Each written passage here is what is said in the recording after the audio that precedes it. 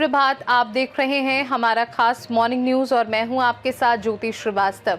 इस नई सुबह के साथ जहां हम आपके लिए लेकर आए हैं देश दुनिया की सबसे ताज़ा, सबसे अहम और सबसे भरोसेमंद खबरें। सुबह की शुरुआत के साथ ही हम नजर डालेंगे उन बड़ी खबरों पर जो आपके दिन की दिशा तय कर सकती हैं, चाहे वो राजनीति से जुड़ी बड़ी हलचल हो, देश की अर्थव्यवस्था के नए अपडेट्स हो, अंतर्राष्ट्रीय घटनाओं की अहम जानकारियां हो या फिर खेल जगत की ताज़ा उपलब्धियां। हमारा प्रयास है कि आप दिन की शुरुआत सही, सटीक और पूरी जानकारी के साथ करें ताकि आप हर स्थिति के लिए तैयार रहें। तो चलिए बिना देर के शुरू करते हैं आज की सबसे बड़ी और सबसे महत्वपूर्ण खबरों के साथ। केंद्रीय स्वास्थ्य मंत्री और राज्यसभा में सदन के नेता जेपी नड्डा आज शिमला आएंगे। इस दौरान वे प्रधानमंत्री नरेंद्र मोदी की सरकार के 12 साल पूरे होने पर समाज के विभिन्न वर्गों से संवाद करेंगे।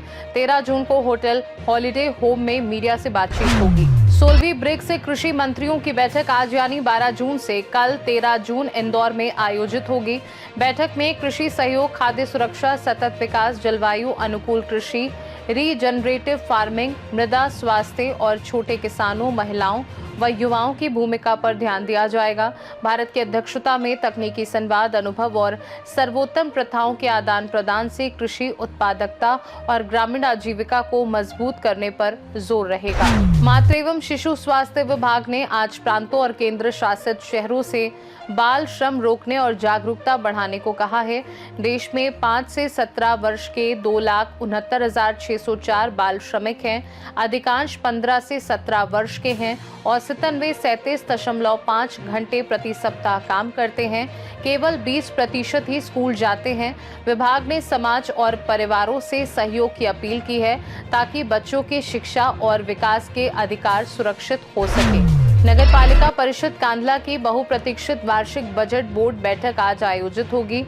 बैठक में आगामी वित्तीय वर्ष का बजट, विकास कार्यों, सेल्फ असेसमेंट, टैक्स प्रणाली और नगर के लोगों से जुड़े अन्य जनहित मुद्दों पर चर्चा होगी। सड़क, नाली, प्रकाश व्यवस्था, स्वच्छता और पेयजल जैसी आधारभूत सुविधाओं से जुड़े प्रस्ताव भी बैठक में रखे जा सकते हैं। क्षेत्र पंचायत बीडीसी बाराकोट की बैठक आगामी 12 जून को प्रातः 11 बजे से क्षेत्र पंचायत बाराकोट के सभागार में आयोजित होगी।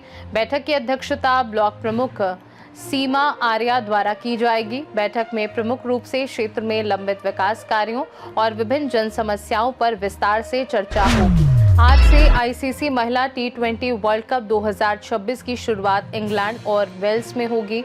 इसमें 12 टीमें हिस्सा लेंगी और टूर्नामेंट में कुल 33 मैच खेले जाएंगे। भारत, इंग्लैंड, ऑस्ट्रेलिया और अन्य बड़ी टीमें खिताब के लिए मुकाबला करेंगी। पहले दिन से ही रोमांचक मैचों की उम्मीद है और फाइनल लार्ज क्रिकेट ग्राउंड में खेला जाएगा।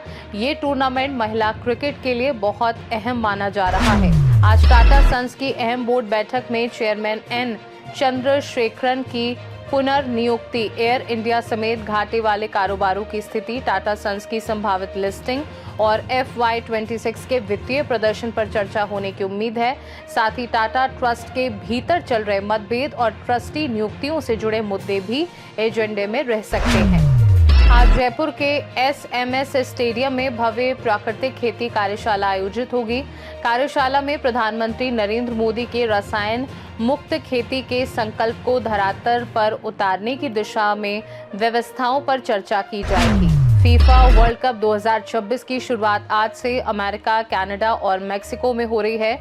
ये टूर्नामेंट 48 टीमों के साथ खेला जाएगा और ग्रुप स्टेज से लेकर फाइनल तक रोमांचक मुकाबले होंगे। उद्घाटन मैच और समारोह बड़ी धूमधाम के साथ आयोजित किए जाएंगे, जिसमें ग्लोबल फैंस और स्टार खिलाड़ियों की भागीदारी रहेगी। आज भारत में मौसम ज्यादातर गर्म और उमस भरा रहेगा, लेकिन कई जगहों पर प्री मानसून गतिविधियां देखने को मिलेंगी। उत्तर भारत में दिल्ली, उत्तर प्रदेश और राजस्थान में तेज धूप के साथ कभी-कभी धूल भरी आंधी और हल्की बारिश की संभावना है, जबकि दक्षिण भारत के केरल, कर्नाटक और तमिलनाडु में मानसून सक्रिय रहने से मध्यम से भारी बारिश हो सकती है। पूर्व और उत्तर पूर्व भारत में भी बादल, गरज चमक और बारिश का असर बना रहेगा। अब बात करते हैं आज के इतिहास की, यानी उन खास पलों की जिन्होंने आज ही के दिन इतिहास के पन्नों में अपनी एक अमिट छाप छोड़ी थी। हर दिन अपने साथ कुछ ऐसी यादें और घटनाएं लेकर आता है जिन्होंने दुनिया को बदल दिया। कहीं कोई बड़ी खोज हुई, कहीं कोई ऐतिहासिक समझौता हुआ, तो कहीं किसी महान व्यक्तित्व ने जन्म लिया या इस दुनिया को अलविदा कहा। तो आइए जानते हैं कि आज की तारीख इतिहास के किस किस सुनहरे और महत्वपूर्ण अध्याय से जुड़ी हुई है। आज ही के दिन सन 1972 में महात्मा गांधी के जीवन पर 8 खंड का ग्रंथ लिखने वाले डीजी तेंदुलकर का निधन हुआ था। आज ही के दिन सन 1998 में भारत और पाकिस्तान को परमाणु परीक्षण के कारण G8 के देशों द्वारा ऋण नहीं देने का निर्णय लिया गया था। आज ही के दिन सन 1999 में पाकिस्तानी रक्षा बजट में लगभग 11% की वृद्धि हुई थी। आज ही के दिन सन 2001 में सीमा मुद्दे पर भारत बांग्लादेश वार्ता शुरू हुई थी।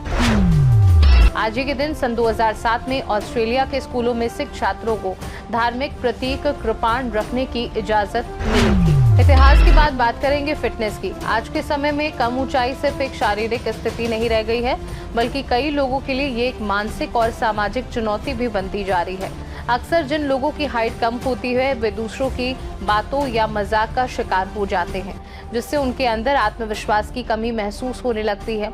स्कूल, कॉलेज या दोस्तों के बीच चिढ़ाना और तुलना करना भी आम हो गया है, जो कई बार व्यक्ति के आत्मसम्मान पर असर डालता है। ऐसे माहौल में व्यक्ति खुद को दूसरों से कम समझने लगता है और धीरे धीरे ये उसके व्यक्तित्व और सामाजिक व्यवहार को भी प्रभावित कर सकता है।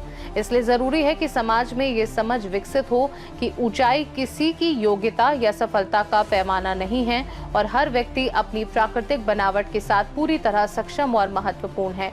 और अगर बचपन से ही सही ध्यान दिया जाए तो कम ऊंचाई की समस्या काफी हद तक रोकी जा सकती है। तो आइए जानते हैं कि बचपन से ही सही आदतें अपनाकर कम ऊंचाई की समस्या को काफी हद तक कैसे रोका जा सकता है। संतुलित और पौष्टिक आहार लें, जिसमें प्रोटीन, कैल्शियम और विटामिन डी शामिल हो। पर्याप्त और गहरी नींद लें, क्योंकि नींद में ग्रोथ हार्मोन सबसे ज्यादा सक्रिय होता है। नियमित व्यायाम और खेलकूद करें, जैसे स्ट्रेचिंग, दौड़ना, तैराकी और योग। रोजाना थोड़ी धूप में समय बिताएं ताकि शरीर को पर्याप्त विटामिन डी मिल सके।